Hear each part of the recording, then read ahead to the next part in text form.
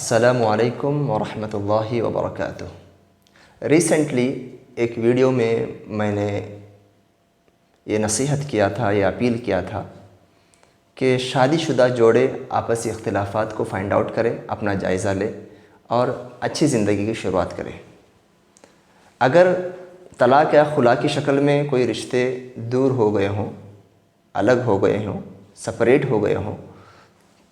اس کے باوجود بھی اگر اختلافات ہیں تو اللہ سے توبہ کر لیں، ایک دوسرے کو معاف کریں، فارگیٹ اور فارگیونیس، تسامح، عفو، درگزر سے کام لیں، کیونکہ رمضان کا مہینہ ہے۔ رمضان کا مہینہ انسان کو نرم کرتا ہے، انسان میں اخلاص پیدا کرتا ہے، انسان کو اللہ سے قریب کرتا ہے، اس کو موت یاد دلاتا ہے، اس کے جذبات کو قابو میں رکھتا ہے۔ تو اس ویڈیو کا ایک کمپلیشن تھا، اس کی تکمیل یا اس کا ایک تتمہ باقی ہے۔ مجھے آپ سے بات کرنا ہے کہ یہاں پر کچھ آس پاس میں رہنے والے جو رشتہ داروں کا بھی بہت بڑا دخل ہوتا ہے، ان کا پارٹیسپیشن ہوتا ہے۔ دو آدمی لڑ رہے ہیں تو ان کو نہیں معلوم پڑتا کہ بھئی ہم لڑ رہے ہیں، کیوں لڑ رہے ہیں، غصے میں ہوتے ہیں، تو تھرڈ آدمی کا کیا رول بنتا ہے؟ ثالثی کردار ادا کرنا، دوسروں کو برائی سے روکنے کا جو کانسیپٹ ہے، امر بالمعروف نہی عن المنکر کا جو کانسیپٹ ہے، یہ ازدواجی زندگی میں جو لڑ رہے ہیں اس میں دوسروں کا تعاون ان کو ضرورت ہوتا ہے۔ تو میرے بھائیوں، یہاں پر دو طرح کا انٹرفیئرنس ہوتا ہے ایجولی، ایک پازیٹیو، کنسٹرکٹیو، مخلص، اوکے، کسی کے وکیل نہیں بنتے بلکہ جج بنتے ہیں یا میڈیٹر بنتے ہیں۔ اور ایک ہوتا ہے نیگیٹو، جو ڈیمولش کرتا ہے، رشتوں کو خراب کرتا ہے، طرفین میں سے، دونوں میں سے کسی ایک کو بھڑکاتا ہے، اس کو غلط جو ہے مشورے دیتا ہے، سامنے والے کے حالات کو نہیں جان کے رہتا ہے یا صرف ایک کا بھلا ہی چاہتا ہے۔ ایک بات یاد رکھیے، ممکن ہے آپ کا دوست ہو، ممکن ہے آپ کی بہن ہو، ممکن ہے آپ کا بھائی ہو جو اپنی بیوی سے لڑ رہا ہے، اپنی بیوی کو لے کر پریشان ہے۔ ضروری نہیں کہ تمہارا بھائی، تمہاری بہن یا تمہارا دوست غلطی پر نہیں ہونے کا یہ کوئی سرٹیفکیٹ نہیں ہوتا ہے۔ ممکن ہے میری بہن خود غلطی کر رہی ہو، ممکن ہے میرا بھائی خود غلطی کر رہا ہو، ممکن ہے میرا پڑوس خود غلطی کر رہا ہو سامنے والے کے ساتھ۔ تو ایسے میں اگر میں اس کو جا کر اگر میں اس کو چارج کروں گا اور اس کو جذباتی اگر بناؤں گا تو آگ نہیں لگے گی، فساد نہیں ہوگا۔ تو انوانٹیڈ، اننیسیسری یا نیگیٹو انٹرفیئرنس سے میں ڈرا رہا ہوں ہر ماں کو، ہر باپ کو، ہر بھائی کو، ہر ماموں کو، ہر چاچا کو، ہر جو ہے بھانجے بھتیجے کو۔ ایک بڑی سرپرائز کی بات ہے، مینگلور میں پرجنا کاؤنسلنگ بول کے ہیں جو تقریباً لاسٹ 40 سال سے کاؤنسلنگ کے فیلڈ میں کام کر رہے ہیں۔ ڈاکٹر ہیلڈا وہاں کی چیف ہیں، وہ بولتے ہیں کہ ارے یار، مسلمانوں کے کیسز کو ہینڈل کرنا بہت مشکل ہوتا ہے، ہم لوگ لیتے نہیں ان کے کیسز کو۔ کیوں؟ ایک وجہ یہ بولتی ہیں کہ ہمارے پاس اتنی پارکنگ نہیں ہے، کیونکہ ایک عورت کا کیس ہوتا ہے تو 4 گاڑیاں آ جاتے ہیں، اس کے بھائی، اس کے بہن، ماموں، چاچا، اس کے کزنس سب آ جاتے ہیں۔ دیکھیے تو کس طریقے سے جو ہے ایک معاملے کو سلجھانے کے بجائے الجھایا جا سکتا ہے۔ میں اس سے ڈرا رہا ہوں کیونکہ میرے بھائیوں، میں رات دن ایسا دیکھتا ہوں، ٹھیک ہے۔ اور یہاں پر میں بولتا ہوں کہ جب ہم حقیقت کو جانے بغیر صرف میرا رشتہ ہے اس سے، صرف میرا خون ہے وہ، صرف میری دوستی ہے، اس بنا پر اگر آپ نے کسی کو تعاون کیا، گویا کہ آپ نے جھوٹ میں تعاون کیا، گویا کہ آپ نے غیبت، چغلی، چاڑی، ایسی باتوں کے پیچھے جانے کا امکانات زیادہ ہوتے ہیں، اس کا گناہ آپ کو ملے گا، اللہ نہ کرے۔ تو میرے بھائیوں، اللہ کے نبی صلی اللہ علیہ وسلم ایک حدیث میں فرماتے ہیں فَإِنَّ فَسَادَ ذَاتِ الْبَيْنِ هِيَ الْحَالِقَةُ، رشتوں کے بیچ میں بگاڑ پیدا کرنا یہ ایک بربادی ہے، یہ ایک یعنی کہ کسی کو واش آؤٹ کرنے کے جیسا ہے، کسی کو جڑ سے نکالنے کے جیسا ہے۔ اور اللہ رب العالمین نے قرآن کے اندر، اللہ کے نبی صلی اللہ علیہ وسلم نے اور ایک حدیث میں جو مسلم شریف کی حدیث ہے، حضرت ابو ہریرہ راوی حدیث ہیں، وہ فرماتے ہیں کہ ایموشنز کے بیس پر کسی کو سپورٹ مت کرو، आतुफियत के बेस पर किसी को सपोर्ट मत करो, जज्बात में आकर किसी को सपोर्ट मत करो, या इवन किसी को अगेंस्ट भी मत जाओ, किसी के मुखालिफ में मत जाओ जज्बात में आके। ला यक़दियन्ना अहदुकुम बैन इत्नैन व हुवा ग़ज़बान, कोई भी आदमी फ़ैसला ना करे इस हालत में कि वो गुस्से में हो, वो अपने आतुफियत और जज्बात में हो तो बात ना करे, खामोश बैठे। ठीक है,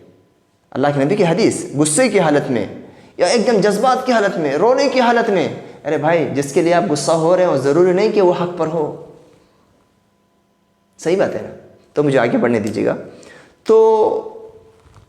बहुत सारे लोग यहाँ पर ऐसा करते हैं, उनका इंटेंशन अच्छा ही होता है, गलत नहीं होता है, लेकिन तरीका चूँकि वो एक तरफ सुने रहते हैं मामले को, कुछ दीनदार होते हैं, कुछ उलमा से उनके ताल्लुकात रहते हैं, फ़ौरन किसी आलिम को फ़ोन करते हैं अपने फेवर में, अपने जो है इंफॉर्मेशन को मजबूत, अपने जो है बातों को मजबूती दिलाने के लिए क्या करते हैं, फ़ौरन आलिम को फ़ोन करते हैं कि मामला ऐसा ऐसा है। यहाँ पर एक गलती ये करते हैं फ़ोन करने में, वो केस का एक ऐसा डिस्क्रिप्शन देते हैं, ऐसा खुलासा देते हैं कि दूसरा आदमी अगर वो फ़ोन का ऑडियो सुने तो मालूम पड़ता है कि फ़लाँ ख़ानदान फ़लाँ जगह पे हो रहा है। पहली बात तो सवाल करने वाला कॉमन सवाल करे उलमा से कि ऐसा मसला है तो इसका जवाब क्या है, उसमें कोई ख़ानदान का रेफरेंस, कोई आदमी का रेफरेंस न दे, फिर वो पब्लिक में वायरल हो सकता है। और आलिम दीन के लिए ज़रूरी है जवाब देने से पहले सिर्फ़ उस सवाल का जवाब दे, किसी फ़ैसले या किसी कंट्रोवर्शियल कोई इख्तिलाफ़ी मसला किसी दोनों के बीच में चल रहा है, उनको बोले कि मेरी बात वहाँ पे मत थोपें, as it is cut paste मत करो मेरी बात को, ये मैं आपके सवाल का जवाब दे रहा हूँ, हलाल हलाल, हराम हराम बोल रहा हूँ, लेकिन फ़लाँ पर, किसी मैटर पर, किसी फ़ैसले पर ये मेरी बात को फिट मत करना। इसलिए आप सऊदी अरब के उलमा के फ़तवे पढ़ेंगे, बहुत सारे मैटर्स में वो लास्ट में लिखते हैं तर्ज इलल महकमा। ये तो हमने सवाल दिया, जनरली सवाल का जवाब आपको दिया, ओके। डिटेल में अगर तुमको चाहिए किसी मैटर में, अगर हमारे सवाल का जवाब या हमारा कंटेंट को यूज़ करना है तो उससे बेहतर है कि तुम उधर रीजनल जो कोर्ट होता है वहाँ जाओ, यानी वहाँ के हालात को जानने वालों के पास जाओ जो तरफ़ैन को सुने और उसको अप्लाई करें। तो आलिम के लिए ज़रूरी है कि सवाल का जवाब दे, ज़रूर दे, और ये नसीहत करे सामने वाले को कि भाई ये तुम्हारे सिर्फ सवाल का, जनरल सवाल का जवाब है, किसी मैटर का सॉल्यूशन नहीं है। और पब्लिक आए, यानी पब्लिक में इस वीडियो या ऑडियो को डालने से पहले वो आलिम की इजाज़त लेना या आलिम का उसको ताकीद करना, नहीं डालना पब्लिक में, ये सिर्फ आपके लिए ये ज़रूरी है। यहाँ पर क्या होता है, जब सवाल करते हैं, मेरे से भी बहुत सारे लोग सवाल करते हैं, ओके। हमारे इलाके में शेख अब्दुल वारिस बहुत बड़ी इल्मी हस्ती है माशाल्लाह, लोग उनसे जो है रेफ़र करते हैं, या ऐसे बहुत सारे इलाक़ों में उलमा होते हैं जो उनके तरफ लोग रेफ़र करते हैं। मामला एक होता है, पूछा एक जाता है, तो जवाब जैसा आता है वो यहाँ पर उसको कन्वर्ट किया जाता है। मिसाल के तौर पे फ़लाँ एक जगह पर लड़का और लड़की या मियाँ बीवी इख्तिलाफ़ कर रहे हैं, और मियाँ जो है पैसा वापस नहीं दे रहा है, या लड़की जो है पैसा वापस नहीं दे रही है, लेकिन खुला हो रहा है या तलाक हो रहा है वो ना पूछने वाले को मालूम है और ना ही आलिम दीन को मालूम है कि ये तलाक है या खुला है, क्योंकि मजलिसें 4-5 सेशन में होती हैं, बैठकों में होती हैं, ठीक है। कभी तलाक से मुकर जाता है, कभी खुला से मुकर जाती है, कभी तलाक सिर्फ खुला पर आ जाती है। सुभान अल्लाह, वो उन लोगों को मालूम है जो बैठकर मैटर को सॉल्व करते हैं। तो सवाल पूछा जाता है खुला का, जबकि यहाँ पे तलाक होके रहता है, तलाक का सवाल पूछा जाता है जबकि यहाँ पे खुला होके रहता है, ठीक है। और एक मिसाल देता हूँ, पूछते हैं कि हदिया शौहर ने ज़िंदगी में दिया था बीवी को, ठीक है भाई, हदिया अगर दिया तो वापस नहीं ले सकता, कॉमन जवाब है, लेकिन हदिया ही नहीं है, ये हदिया नहीं है, ये लड़के ने कमा के अपनी ज़िंदगी की पूंजी औरत के पास भेजा था, और सवाल क्या किया गया, हदिया दिया था बीवी को, वापस ले सकता है क्या? आलिम दीन ने जवाब दिया कि नहीं ले सकता, क्योंकि हदिया देकर वापस लेना, किसी के नाम पे कोई चीज़ करके वापस लेना, कई करके चाटने के बराबर है। अब एज इट इज़ इसको میں یہ نہیں میں کسی کو بلیم نہیں کر رہا ہوں، سوال کرنے والا بھی صحیح ہے، صحیح نیت کا ہے، جواب دینے والے تو الحمدللہ ایبسلیوٹلی وہ لوگ ماشاءاللہ سیف ہیں، لیکن کس طریقے سے یہاں پر غلطیاں ان نونلی بغیر علم کے بھی ہو سکتی ہے، تھوڑا سا یہاں پر اس کا احتیاط کرنا بہت ضروری ہے۔ تو میں انکریج کرتا ہوں اس ویڈیو میں کہ بھائی تم ایک تھرڈ پارٹی کی حیثیت سے ایک میڈیٹر کے طور پر اپنے آس پاس میں اپنے فیملی میں ڈسپیوٹس اگر ہو رہے ہیں تو اس مہینے میں ان کو نصیحت کرو۔ رمضان کا مہینہ چل رہا ہے نا، آج 9واں روزہ ہے ہمارے کوسٹل بیلٹ میں،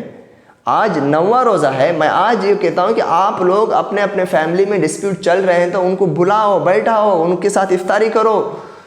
تراویح کی نماز پڑھو اور سکون سے ان کو نصیحت کرو، یار بھائی کچھ اگر تیرے ہاتھ سے کچھ جا رہا ہے تو جانے دو، ایک مرتبہ مسئلہ حل کرو، کچھ فدیہ دے کر مسئلے کو حل کرو، کچھ نقصان ہوا تو بھی چلے گا، حل کر لو مسئلے کو، جھگڑو مت۔ یہ نصیحتیں بولنے کی ضرورت پڑتی ہے، اسی لیے تو اللہ نے رسولوں کو بھیجا، اسی لیے تو دعوت و تبلیغ کا حکم دیا،